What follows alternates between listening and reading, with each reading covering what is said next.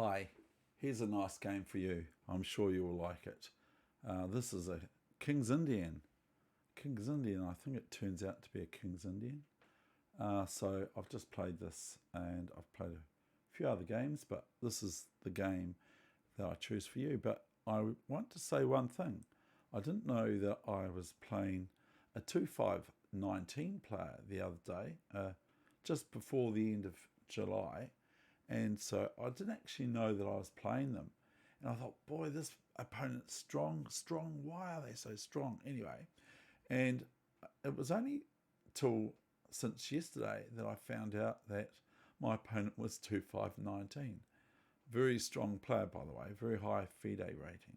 Here we go. This is this 3-minute game that I've just played at the Our League Super Blitz Arena. I want to share this with you. I hope you enjoy. I'm just going to show you it. Now, first of all, I have to say that as well, my opponent went berserk mode.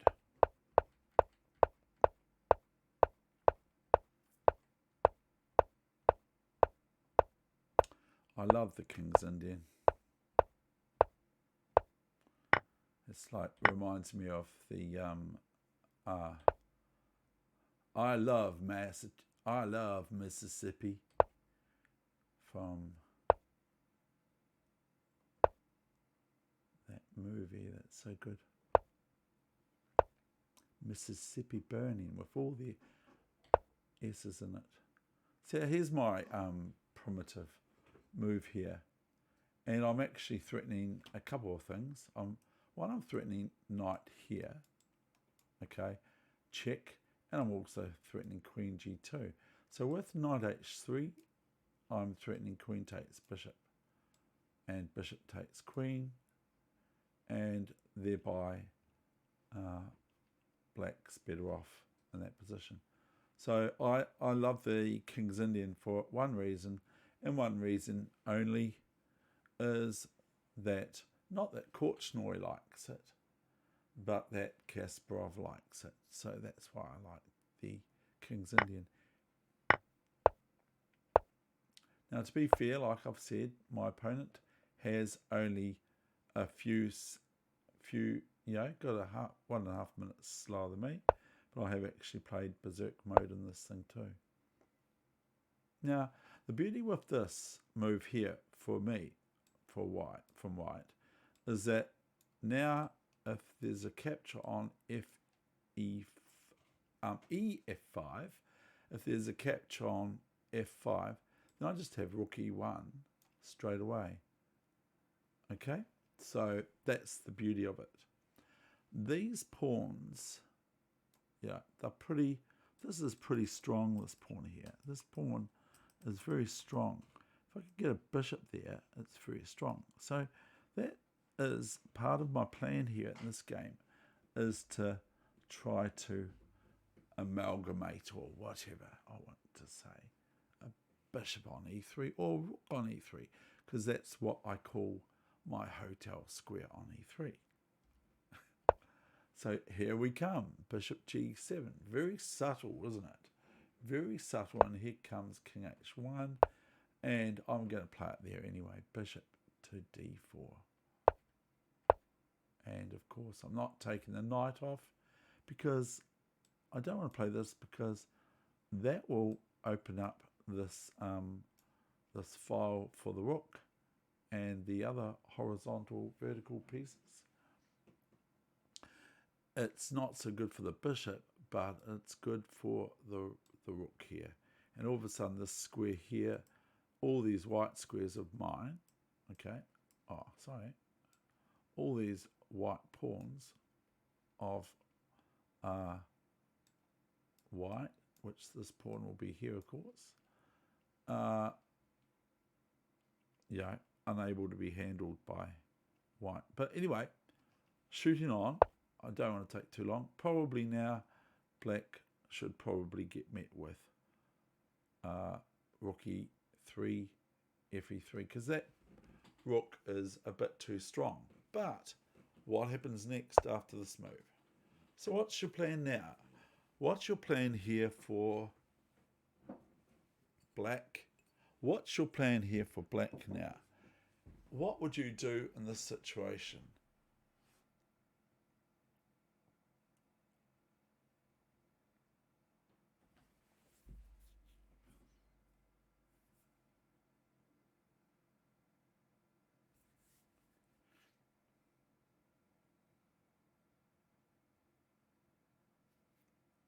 So here I played bishop e5, fe4, g5,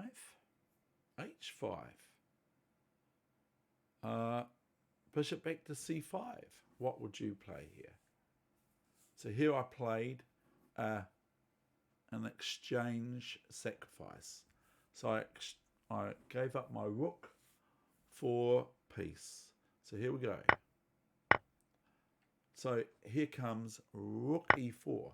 Now this opens up this diagonal, and especially this we tend to spot here. After fe4, then this is a really painful move, as you will soon appreciate. So my opponent is 2250. So here's bishop g4. This gives the white queen only one move, and that is of course to f1. And so now what? Now primitive David will probably play what? f3 or something else.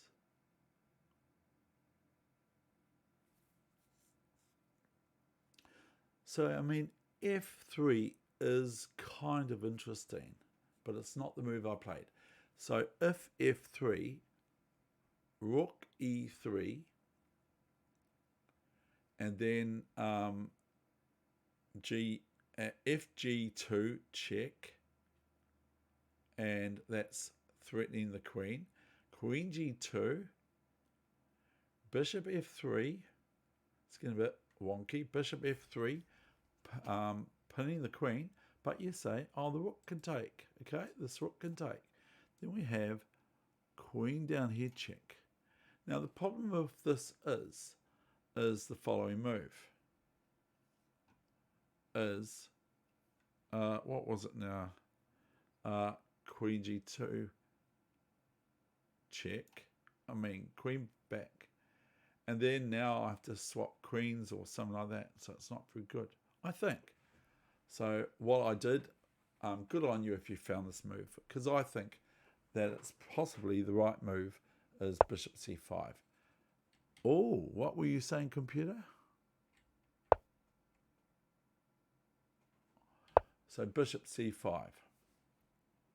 And here I've got the idea, still sticking with this primitive thing, of f3 check to the... And notice that, as previously mentioned, this rook is defended by the queen, and that's why she had to go back to f1 before. That was the white queen, not the black queen. So here we go, that sort of prop out of the way. So white has to be very careful, especially with these pawns, or this pawn and this bishop and this bishop. Look at these bishops. Look at both these bishops. They're the spice of this whole game. So even if white was able to play rook f2 and I played just f3, even then it's no good, because gf3, bishop f3, check, rook f3, sort of forced, rook f3, queen f3, queen e1, king g2, hope you're with me with this, queen g1, and there my analysis is going to stop, because it's not all that great. But so here's knight c7. Well, yes, this would upset me in most cases, but here the knight's over there, isn't it? The knight's over there. It's not over here on, I think I've got that right, on the king side. It's on the queen side. And so if I let it keep grabbing pawns and run into e6 and everything, then I'm in trouble. But I have to act quickly is what I'm saying. And because this This queen is along the rook file, the f file, the important file of the whole game. And because this pawn is coming up here and the queen is defending this as well as checks and winning the queen or something, or playing bishop f3, white has to be very careful. So I don't think that knight c7 is a very good move, but as previously mentioned, and I have played berserk mode in this thing too, I played about 4 games or something, I played f3, not f3. So here's g3, queen e7. Now, this is kind of neither here nor there, but the queen has to go somewhere, and why not move it to somewhere where it gets tempi or tempo? So I played to here, okay? Now, the threat is f2. Very hard for white to move. We can flip the board, we can sort of try to figure out what would we, that's the news for New Zealand or maybe even Christchurch. And we could have a look at this position and think, what can we actually do for white? The move that we have to do something about our knight on c7. This knight is attacked, of course, so tactical, of course, of course. But we also are not really finding this very pleasing, this pawn move here. Okay, this pawn move here with the support of the rook and the bishop, which even that white forks both bishop and rook, it still doesn't sort of matter because the pawn on here threatens check. See? And once check happens,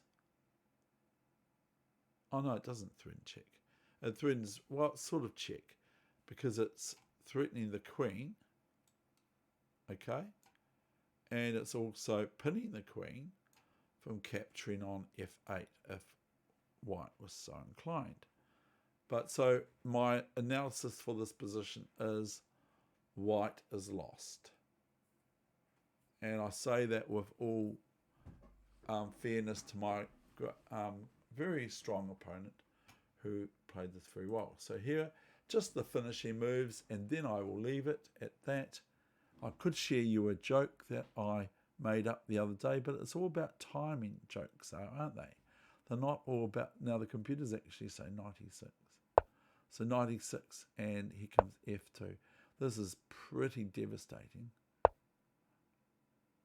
And here is, this is resignationable. Because here now, what's the move? Very easy to find. 2 pieces, win on the spot. 2 pieces, promotion, win on the spot. So we will show you one is the queen is checkmate. The king cannot move. It's white's red. We will show you another one, I hope, is rook checkmate. There's nothing that black has to worry about. There's nothing that white can do here. Okay, so now if you want to bear with me, I was at tea with my friend and his brother-in-law the other day. And my friend's brother-in-law sells coffee. So I said, did you hear about the bad news about coffee? So we spoke about how the Dutch like coffee and we'll just drink coffee even if it's meant to be bad for us. And then I came up with this impromptu sort of what I call funny. But you can be the judge of that as well as this chess game. So then I came up with this sort of idea in my head. I said, you know why there's, I told him about what's wrong with coffee, that as I said the other day on this chess channel, that oh, I have to actually take that phone call, I think. I will just leave it. As I said on the chess channel the other day, coffee is meant to be bad for dementia and Alzheimer's. Boy, it rings a long time, doesn't it? So coffee is meant to be bad for dementia, according to Australian research and study. So I came up with this, okay? So this is the long story short now. You know what happened? What was that? Well, the control regular experiment, I'm not sure which one's which now. The control regular experiment is that they had a group of young mice that they put in one cage and fed primarily mouse food and mouse biscuits and mouse cookies and mouse cheese and that sort of thing, okay? And in the other corner, the other cage, they placed just merely coffee. They fed these mice coffee day in, day out, everything like that. So you know what happened next? They then introduced food to the coffee-only mice. And guess what happened then? The scientists said, obviously, they've got dementia because they don't know, they don't remember, okay, I'm sorry, I gave the word know away. They don't remember that this is food because, so that's what I came up with. Anyway, I better see who that was. You never know. I have got my MX5 for sale, so it could be someone for that or something even better or worse. Okay, thank you. So anyway, what happened with the mice is because they didn't recognize normal mouse food, because they'd never had it before in their life, and they just wanted to have coffee, the scientists' deduction from that was that they've got dementia, got bad memory.